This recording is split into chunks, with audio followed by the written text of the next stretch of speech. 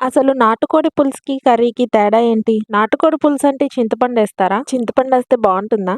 ఇలాంటి డౌట్స్ అన్నీ నాకొస్తూ ఉంటాయన్నమాట. మీకెవరికైనా ఈ తేడా తెలిస్తే కామెంట్ చేయగలరా? నేను మాత్రం నాటుకోడితో ఇలా కర్రీ చేస్తాను. కుక్కర్‌లో కాస్త ఆయిల్, జీరా, ఉల్లిపాయ, పచ్చిమిర్చి ముక్కల్ని ఫ్రై చేసుకుంటూ ఉండాలి. ఈలోపు మిక్సర్ జార్‌లో గసగసాలు, జీడిపప్పు, కొబ్బరి, కొంచెం వాటర్ వేసుకొని ఇలా ఫైన్ పేస్ట్‌లా ప్రిపేర్ చేసుకోవాలి. ఇలా ఫ్రై చేసుకున్న ఉల్లిపాయ ముక్కల్లో ఫ్రెష్‌గా చేసి పెట్టుకున్న అల్లం వెల్లుల్లి పేస్ట్ వేసి పచ్చివాసన పోయేంత వరకు ఫ్రై చేసుకున్నాక క్లీన్ చేసుకున్న చికెన్, ఉప్పు, పసుపు వేసి ఒకసారి మిక్స్ చేసి మూత పెట్టేసి మీడియం ఫ్లేమ్‌లో కుక్ చేసుకోవాలి. 5-10 మినిట్స్‌కి ఇలా చికెన్‌లోంచి వాటర్ రిలీజ్ అవుతుంది. ఈ వాటర్ మొత్తం ఇంకిపోవాలన్నమాట.